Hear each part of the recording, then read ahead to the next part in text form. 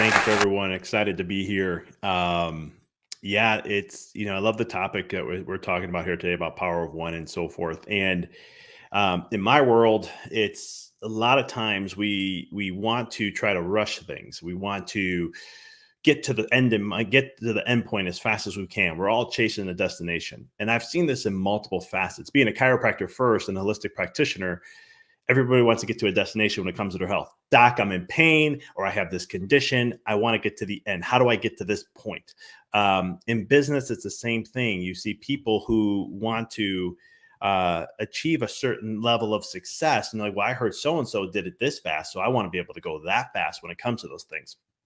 And I'm here to share with you a couple principles that I've learned over the years. For a type A driver, personality individual like myself, I had to learn there is a process that all of us have to go through. David, you're talking about traumas in the last talk, talking about traumas and so forth. And a lot of these things, when we look at the subconscious mind, we all have to overcome obstacles and hurdles to get to certain levels. Because one facet I want to share with you guys, and I'll come back to this point, is consciousness. The level of consciousness of where you are is what you experience in your life. You can say it's the energy, it's the vibe. They're all the same terminologies which you can use of how we attract and experience in our life. So one universal law I wanted to start with is something called the law of gestation. And the law of gestation states that there is in the physical realm a period of time something has to be in order for you to experience, achieve, or have. A baby cannot be born in a human unless it's about 10 months it takes to build and develop and so forth. There's a certain time when you bake a cake. There's a certain heat with a certain amount of time to get certain result. In our life, we all have that. But what makes life more interesting is we don't know when. We don't know what the time frame is. We don't know the process of it all. But when we're not getting the result as fast as we want, and I see this in business owners a lot, but in life, people do the same thing. Then we start to get in our head and thinking, this doesn't work. I need to do something else. I did something wrong. And it's not embracing the journey and understanding that there is a time and a process. And when we can shift that perspective, I really want to make this clear. When we can go, you know what? It's not about the destination. I know I have to overcome some things and I don't know what they are, right? We all have blind spots. We all have the conditioning of our subconscious mind. And so when we have those things, we have to realize these things have to be awakened. We have to understand to look in a different way. And when we do, this is when we can start looking inward. We start to look in within ourselves and find where are those blocks. And this is a critical point because what we're doing is most people in today's world, from what I see and experience, and again, both facets of the world, I'm bringing both health and I'm bringing also the coaching side, is we try to force things rather than stepping into our power. And the force side of things is, like I said before, doc, I'm in pain. I want to be out at this time. I'm doing stretches. I'm doing this. I'm doing that. I was told this. I saw this YouTube here, X, Y, Z. Clients do the same thing. Hey, doc, I heard about that. This new thing can help me get to this point and that point. I heard this is great. I want to be able to do this. I'm going to go here. I figured this can do this, this, this, and this. I'm not saying those things aren't bad, but there's a different element when you're looking outward from the mind and you're looking to see what am I what am I missing? What am I not getting to? That's force. You're trying to force something. And every time you force something, there's a compensation effect that has to happen from that. So when we force a body to do something that's not ready to do, you can have injury, you can have X, Y, Z that shows up. When you do this in business or in life, this is why over 60% of entrepreneurs are burned out. That's why mental health keeps declining when we look at overall public populations, because we're forcing. Rather, power is a whole different aspect. It's coming from within. It's coming from internally. So when we look at things like something called inspired action, right? Inspired action is just a term that means I felt propelled to do something. Don't know why. I don't understand, but I just know I have to do this. Here's an example. I had a very prosperous practice in Chicago. And so I had in the suburbs, and I had a 11-year practice. And there was this feeling that started to hit the pit of my stomach that said, we have to move. Don't know why, didn't understand. I've done this many times in my life, choosing to go back home instead of going to Italy to practice. When I came out of chiropractic school, that told me to go home. I had the same thing. told my wife about it. I said, it was a burning, gnawing feeling. Never understood. So eventually I said, COVID hit. My wife looks at me and she goes, I see what you see. I feel what you feel. We need to make the change. That was a prosperous practice. We couldn't sell it. We couldn't do anything. We ended up walking away. I look back 2.5 years later, I'm happy with the decision, but I could have maybe did some other things. But the point I'm trying to make though is I look at where we are now and I can understand 2.5 years later why that was so critically important to me. I've done this in business decisions, the books I've written. These are things that inspire me to do that. It's like when I'm working with a client, it's something that I'm like, you know what? I feel like this. They'll be like, Doc, I feel like I need to do this and I don't know why. And then they go and do it. And guess what? It works. It's beyond their expectations. This is some of the things I share in my stories about how I, tripled my business or things like that. It wasn't I did anything fancy or anything different. It was really just tapping in. And there's a power and an essence that we have, and we have to look in and realize where are those blockages that are holding us back, and that's that subconscious mind. So I think it's a good segue to talk a little bit of what really is the subconscious mind. And so understanding that 95% of your life is dictated by the subconscious mind, the thing that we're unaware of. These are programs that run. It's our knee-jerk reaction. This programming, based on the science of today, it starts from the moment of conception all the way into year 5. A lot of times it's 0 to 5 is what a lot of people say, and that is true. But we all understand now that actually in the womb already starts to develop our personality and different concepts of belief. There's this whole thing that it's called imprints that happens, and so that subconscious mind gets programmed at such an early. That's your mental image. That's how you see the world. That's the conditioning, not just of your parents or your guardians, but also the where you grew up at. And it's the influence of what I call the matrix, but it's all these different programs and beliefs and so forth. And we download them because our brain is like a sponge at this time. It doesn't have a filter. Whatever comes is what it's going to see as truth. So if you grew up in a family where, like for me, I grew up with a lot of financial scarcity. I didn't understand this until my 20s, that I was like doing everything the business advice sounded, right? Here comes the force. I was reading 80 to 120 books a year. I was focusing on all the metrics of what I needed to become a successful chiropractor. I didn't want to be like what I grew up with in the community I grew up in. I was like, I'm going to do everything I can not to be that person. And what happened is I got burned out multiple times.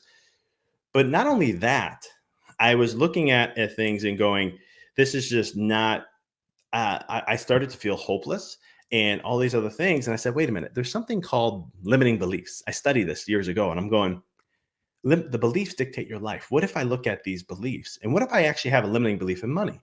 So here I am. I talk about this in my first book, and I type up on Google and I say, what are the top 10 limiting beliefs when it comes to money? Here comes 10 of them. Like money is the root of all evil. Money only grows on trees. Money goes to money. These are some of them that I grew up with.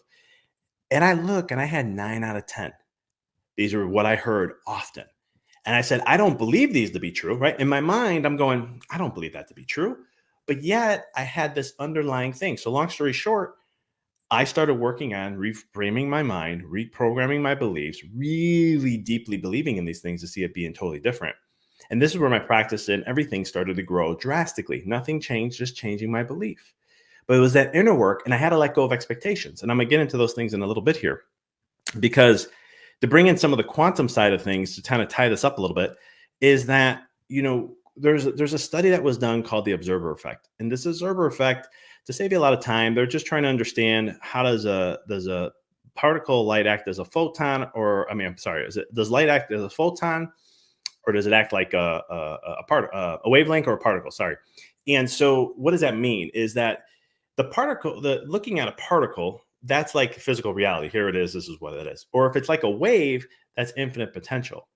And what baffled scientists was that when they were having the computer sensors on to see what it acts like, it acted like a particle. So like, oh, great, it acts like a particle. What happened is they left it. They looked away and stopped observing, and the photons actually turned back into a wave-like format. And they were going, hold up, we made a mistake. Something's wrong here. So they're like, how can the photons change in the direction of what they're going? Like, who's telling it what to do? And so they did it again. They did it's called a double slit study on this with the observer effect. And they did it again to see. And so, long story short, it acted when they looked, it turned into a particle, exactly the way they expected it to be. When they weren't looking, it all of a sudden went back to wave. And so they said there is something weird about this, like something is directing the photons to act a specific way. This relates to what I said earlier. Consciousness is what creates your reality. The energy and the vibration of what you are is what's going to create that. Consciousness actually manipulates matter. We know this to be 100% true in the quantum realm. So, what does that mean for your life? Right? This is complex, quantum physics stuff. But what does it mean for you? How you see something is what it becomes. What it is that you desire is what it becomes. Now, how does this tie to then when you're looking at your life? When we come to beliefs, when it comes to the constructs of what you want to achieve in your life, when it comes to the things of your self-image, I can go on and on and on. How do you see yourself? Because what you see yourself is what it's going to become. How you see an outcome is what it's going to become. How you see an event is what it's going to become. Every facet of how you see your relationships is what they're going to become. How you view someone is what it's going to be. And there's neuroscience behind this because there's something called the RAS in your brain called reticular activating system, which allows you only to, it only brings in information that you deem valuable. And that deemed valuable is two things. One, your subconscious mind, right? And then what you give attention to often. So when we can see an event, this is why an event can happen in front of 10 people and we have 10 different stories. 10 different things happen because they're looking at it from a specific lens.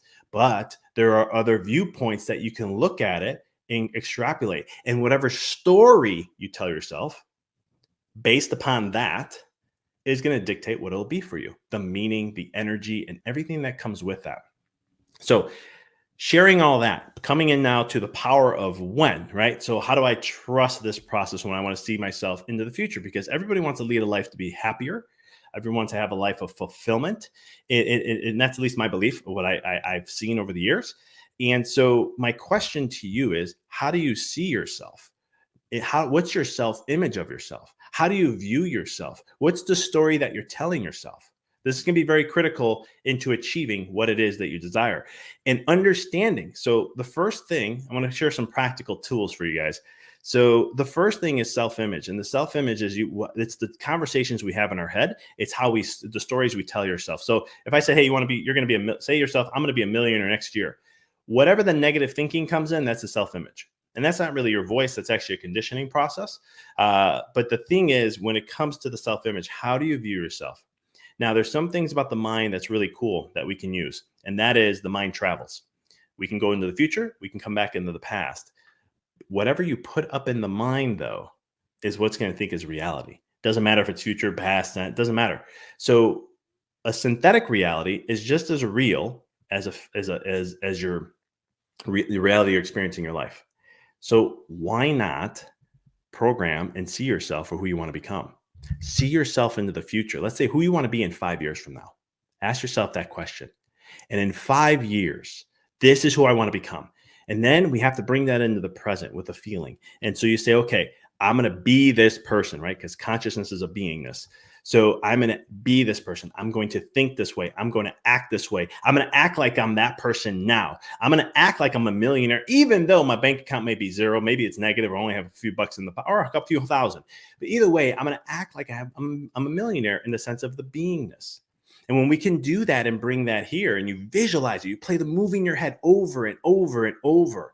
Now, all of a sudden, we are starting to train our brain, that reticular activating system, to see the things that are going to help me align. And the more we be the being side, this is where the energy comes in, because now we bring the beingness and we get excited. We bring an elevated emotion of gratitude and joy and bliss. This creates an electromagnetic field to now we emit this out. And this is all quantum physics based stuff. The law of vibration states this. We only attract whatever we're vibrating at. So the key thing then is when we go ahead and start to really hone in on this vision and get crystal clear, clarity is going to be crystal clear on this. You get better and better at this, the mind will start to see these things. And this is where not only inspired action comes from, but effortless success. And so that's the thing. So you get the self-image, seeing yourself like in a movie. And if this is hard for some people, then go ahead and watch a movie of somebody who you really like as an actor in some movie that really inspires you, that uplifts you. Pretend that you're that person. It's a good starting point. Eventually, your creativeness and imagination will kick in, and you can start to do that. and then get excited, have a state of gratitude, bring a joy and bliss of that. It's here in the now. You have to feel this. That's how we get the body involved. And from there, now we start to blend these two. And then the last part is this, and this is where the double slit study comes in, is that you have to see it already happening, that you know it's going to happen. And you know that it's going to happen because it's going to happen. It's law. It's going to happen regardless of what story you tell yourself, what happens in your mind. You know it's going to happen, just like you take a remote to hit the button to turn on a TV. Just like if you're going to go watch an app of streaming some movies, you know when you do this and choose that, it's going to happen. You don't even second guess it. Just like when you're going to start your car, you're not worried if it's going to start. You're just going to be like, I know, I'm going to push the button. It's automatic. And so that's the process of knowing, the inner, having faith, which is inner knowing that it's going to happen. It is law. So I'll rephrase these last three again. Self-image, see yourself in the future, who you want to be, and be the person now. That's so critical. Get excited. That's how we make it present. We get the body involved, right? Over a period of time, you're training the brain to pick out those things and make that valuable to know that, hey, this is what's going to like. It's just like how you are programmed. Subconscious is programmed already. We're programming in a way where it becomes automatic for you to see those things that aligned, and then just have the faith to know it's going to happen. If you don't believe me, just look back at your life and look at all the events that have lined up to where you are today. It's like, even though you may think a door closes, another door is always opening. If you feel this is going to happen, there's always something else coming from there. So that's what I wanted to leave with you guys, give you some little bit of science, and I hope I didn't go too deep, but to bring some practicality to it of what you can do. And this is something I share with a lot of my clients, especially when they first get started, is those three parts to start shifting the energy. Because once we shift energy, our physical reality will slowly start to change, and it will happen. It's different for everybody and when it does. But your job is not to know when. Your job is just to do this over a period of time and know that when things are in alignment, it will happen.